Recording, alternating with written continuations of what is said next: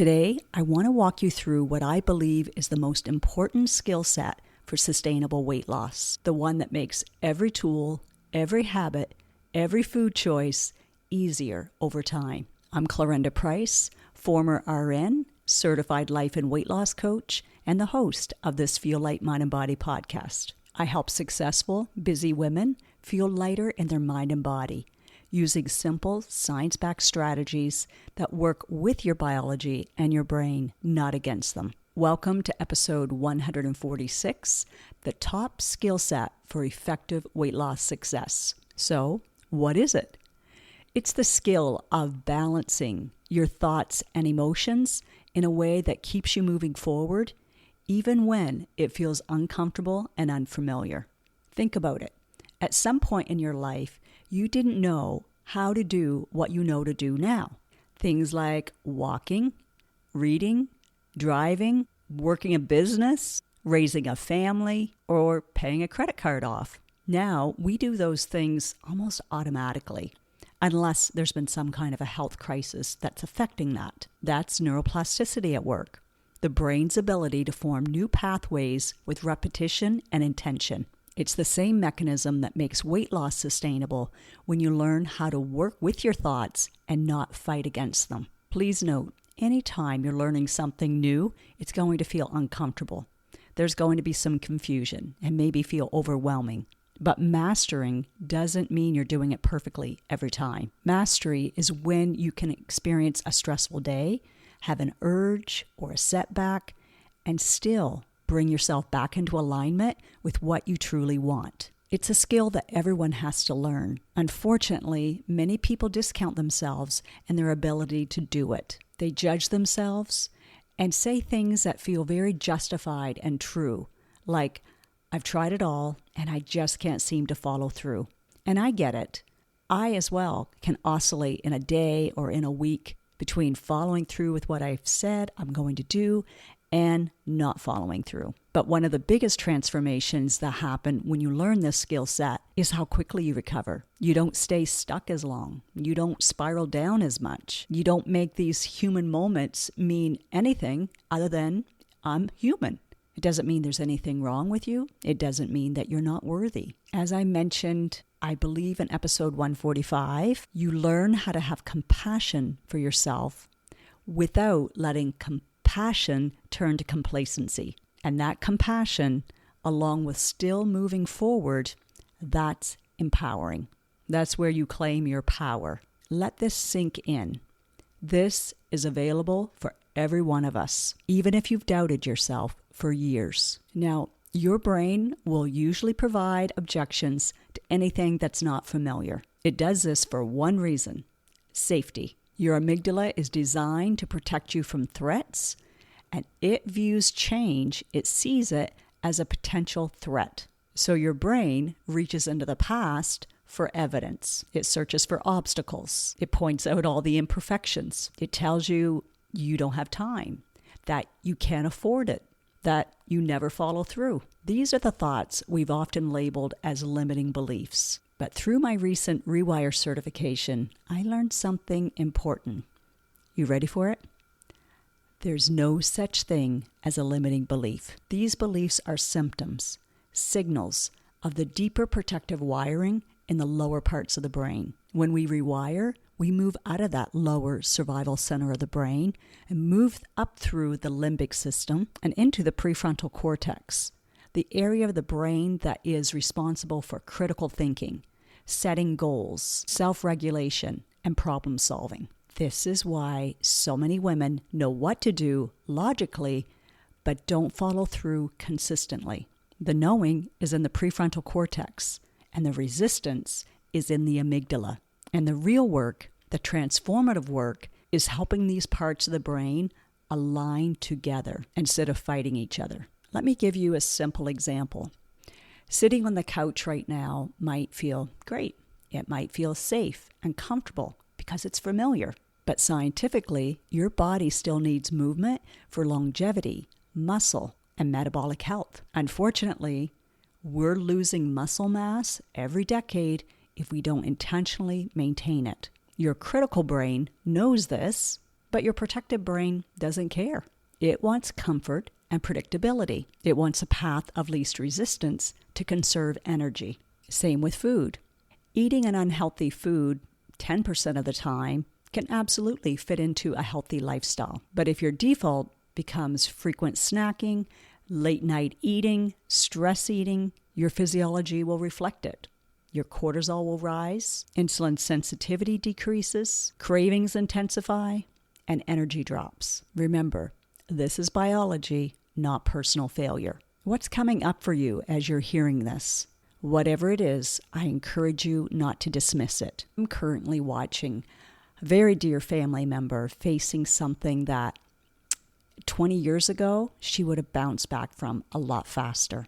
It kind of feels like the straw that broke the camel's back. We're praying, supporting, and doing everything possible, but it's still heartbreaking. It's also a reminder of why this conversation means so much. She may watch this, so I want to say this to her right now.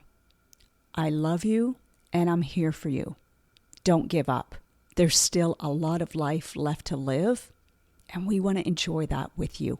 My friends, we can't change the past, but we can absolutely take the step right now in the present. We can choose what that next step will be. We can offer support to others, and others can support us. But the first decision, the uncomfortable decision, has to come from within. This is why understanding your why nots is often more powerful than understanding your why. Your objections are running the show more than you think. They influence your nervous system. They determine whether you freeze, buffer, react, or take aligned action. But one empowered decision can interrupt that pattern. Here's what I know. The women who get great results are not the ones that have the perfect schedule or have the perfect amount of motivation. They're the ones who are decisive, committed, and resourceful, even when they're scared. Those are the women I get to coach, and I'm so proud of them. I know it's not easy to say, I want to try again. I'm going to do this. Every year, I hear women say, I'm not even going to think about this until January. And I get it. I used to think that way as well. And there's nothing wrong with choosing that. But what's truly powerful is choosing it with awareness. That's why I want you to pause and look at the benefits of what you're resisting.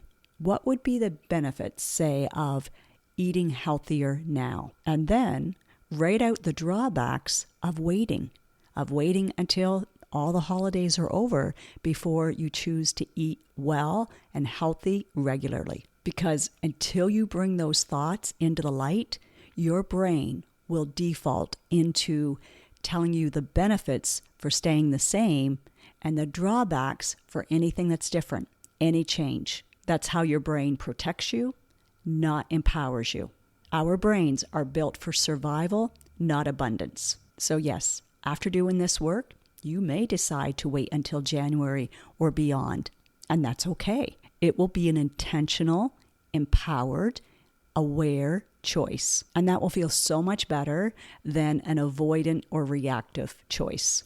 Many of my clients, including myself, will choose to maintain over the holidays. Others will continue to lose. And then there'll be some that'll say, I'm good with the fluctuation of, 2 to 5 pounds, because they know they have the tools and they can easily shed that right after. What do you think is possible for you? Take a moment and write down every thought that's swirling in that beautiful mind of yours.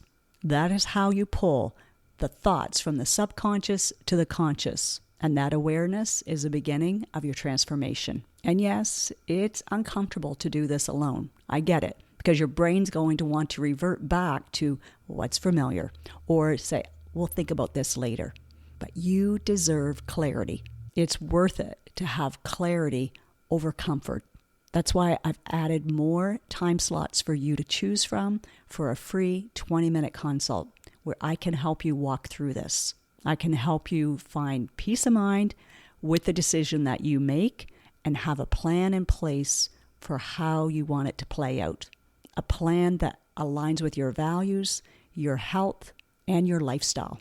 My goal is the same as always, to help you enter this season with the sense of peace and ease. When you have that state in your body and in your mind, you can truly be present. That way we can focus on what truly matters. I know for me, it's celebrating the real reason for the season, which is Jesus and hope, as well as feeling so blessed to have the people in my life that I love, I care for, and they care for me.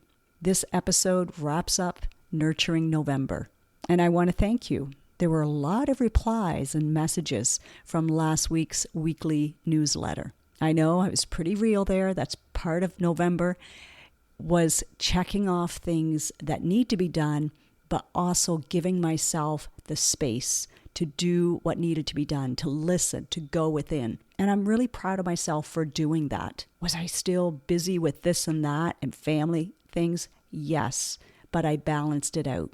And from some of you, I hear that you were doing the same. So be proud of that. There's more of us going through a difficult season than what we think. The highlights on social media doesn't tell that story. But thank you for those who have trusted me and shared with me as I've been real with you. And now I feel ready to really move into this next season, enjoying it, empowered, have increased my self-awareness and growth. And I'm excited to lead you, to inspire you weekly through these podcasts as well. So if you found value in this, I highly encourage you to share it with another friend who may need this. When you share, when you like, when you heart it, it allows this to be shown to more people, to more women who are just kind of waiting and looking for something. Otherwise, it kind of gets lost in the algorithm. I love you. I appreciate you. And I'm here to help you find a sustainable plan that will be doable for life. You can book your free consult. You can find the link in the description of this episode. Until next week, be kind to yourself and be kind to others.